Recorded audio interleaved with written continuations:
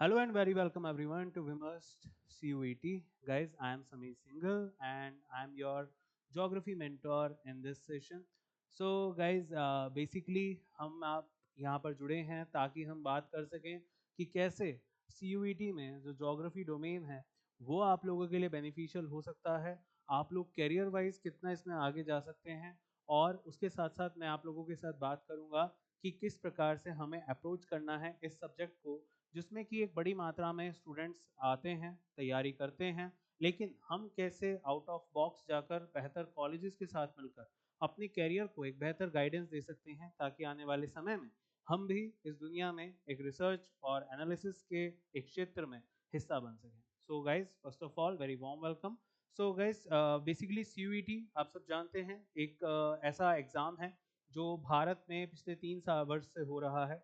यहाँ पर आपको अपॉर्चुनिटी दी जाती है कि आप भारत के बहुत ही प्रेस्टिजियस कॉलेज जैसे कि दिल्ली यूनिवर्सिटी के प्रेस्टिजियस कॉलेज हैं, वहाँ पर जाकर आप इसमें बेसिक साइंस या फिर आप कहें कि बैचलर इन साइंस का एक सब्जेक्ट है ज्योग्राफी, उसमें आप अपना एक ग्रेजुएशन कर सकते हैं।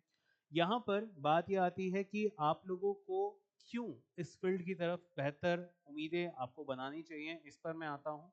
लेकिन थोड़ा सा पैटर्न समझ लेते हैं। सो बेसिकली आपके लैंग्वेज पेपर के साथ साथ आपका यहाँ पर ज्योग्राफी डोमेन होगा। 1 घंटे का आपके पास समय होगा जिसमें 50 क्वेश्चन +5 - 1 आपका पैटर्न रहने वाला है। सो इसी पॉइंट के साथ अब बात आती है ये कि कैसे हमें इस सब्जेक्ट को अप्रोच करना है, और उससे पहले बात आती है कि क्या क्या हम यहाँ पे सोच सकते हैं आने वाले समय में, किस प्रकार के हमें अपॉर्चुनिटीज मिल सकते हैं।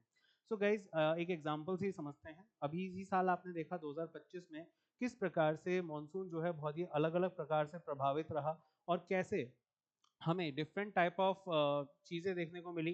कई सालों बाद 1978 के बाद अब जाकर हमें फ्लड्स यहाँ पर भारत में एक बार फिर से देखने को मिली हैं और बहुत ही प्रभावशाली तरीके से फ्लड्स आते हुए दिखाई दी हैं। सो कहीं ना कहीं एक ऐसा कोर्स ये बनता है ज्योग्राफी, जिसमें आप रिसर्च और एनालिसिस के एक ऐसे विभाग में जा सकते हो जहां पर आप हिस्सा बन सकते हो आने वाले समय में इस दुनिया को इस संकट से बचाने का। और साथ साथ अगर बात करते हैं तो एनवायरनमेंट और ज्योग्राफी के रिस्पेक्ट में जो कंजर्वेशन प्रोग्राम्स चलते हैं, जो different type of private companies यहाँ पर डेवलप हो रही हैं, उनके साथ जुड़कर भी आप अपने कैरियर अप्रोच को देख सकते हो। दूसरी बात पर आते हैं तो यहाँ पर आप लोगों को केवल प्राइवेट ही नहीं, जो हमारी संस्था हैं, जो सरकारी संस्था हैं जैसे कि यूपीएससी है या आईएमडी है या फिर आप बात करते हैं आईएफएस है, तो इन सभी क्षेत्रों में भी आप बेहतर अपॉर्चुनिटीज के साथ हिस्सा बन सकते हो। एग्रीकल्चर विभाग में आप हिस्सा बन सकते हो, एक बेहतर समझ अगर आपको ज्योग्राफी की है। अब बात ये आती है कि हमें क्या अप्रोच लेकर चलनी है इस सब्जेक्ट को कवर करने के लिए, इस डोमेन को कवर करने के लिए। तो सबसे पहले तो मैं आप लोगों को बता दूं कि किस प्रकार के टॉपिक्स हमें कवर करने हैं, उसमें किस किस प्रकार के सवाल आपके साथ आ सकते हैं। तो आप देख सकते हो यहाँ पर हमारे विमर्श यूएटी में एक हमारा पूरा पैटर्न है जिसमें कि हमने देखा कि किसके कितने लगभग लेक्चर्स में हम इस सब्जेक्ट को कवर कर सकते हैं। फिजिकल ज्योग्राफी बहुत ज़्यादा इसमें नहीं पूछा जाता है, पहले ही मैं क्लियर कर दूं, लेकिन हम उससे रिलेट करते हुए ही इस टॉपिक को यहाँ पर डिस्कस करेंगे, क्योंकि जब तक फिजिकल ज्योग्राफी आपको बहुत ज़्यादा समझ में नहीं आएगा, ये सब्जेक्ट आपको क्रैम करना पड़ेगा, बहुत समझ में आने वाला सब्जेक्ट आपको नहीं लगेगा। तो हमारा अप्रोच ये रहेगा कि हम फिजिकल को इससे कनेक्ट करते हुए चलें। तो जैसे कि आप देख सकते हो, सबसे पहले हम यहाँ पे यही देखेंगे कि फिजिकल और ह्यूमन ज्योग्राफी का आपस में रिलेशन क्या है, किस प्रकार से हम इन अप्रोच वो रख सकते हैं कि फिजिकल की मदद से ह्यूमन ज्योग्राफी को समझा जाए।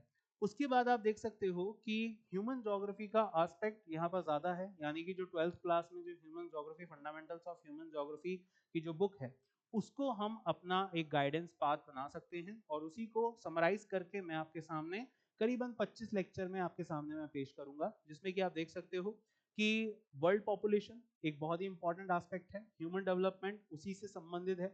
अब जैसे पिछले एग्जाम में हम बात करते हैं तो वर्ल्ड पॉपुलेशन पर काफ़ी क्वेश्चन पूछे गए, किस प्रकार से जो डेथ रेट होता है वो क्या होता है, बर्थ रेट क्या होता है, या फिर मोर्टिलिटी रेट्स क्या होते हैं। बहुत ही बेसिक सी चीज़ें कि जैसे डेंसिटी कौन से राज्य की सबसे ज़्यादा है, पॉपुलेशन डेंसिटी कहाँ की ज़्यादा है, पॉपुलेशन ग्रोथ रेट किस पे डिपेंड करता है, कौन कौन से एस्पेक्ट्स पर डिपेंड करता है।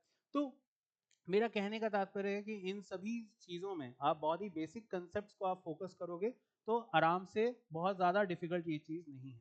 फिर आप देख सकते हो कि कहीं ना कहीं जो इकोनॉमी है वो इससे काफ़ी रिलेटेड है। आप देख सकते हो प्राइमरी एक्टिविटीज़, सेकेंडरी एक्टिविटीज़, और डिफरेंट टाइप ऑफ टेरिटरीज यहाँ, डिफरेंट टाइप ऑफ जो हमारे सेक्टर्स हैं उससे संबंधित ये काम रहता है। क्वार्टरनरी, टर्शियरी, क्विनरी, इन सब का क्या एस्पेक्ट होता है उस पर हम बात करेंगे।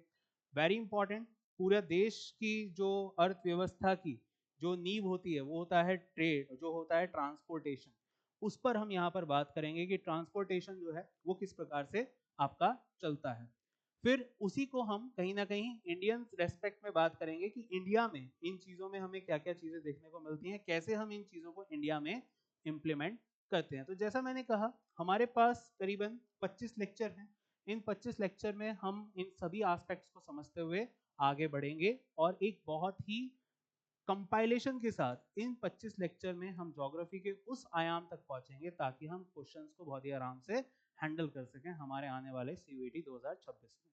सो मेरे साथ इस सेशन में जरूर जुड़िए। अभी आने वाले समय में आपके सामने काफी लेक्चर्स आएंगे, उन सभी को बारी बारी से करते जाइएगा। आप विमर्श सीयूईटी में मेरे साथ जुड़े थे। Do subscribe to our channel and do give us a like.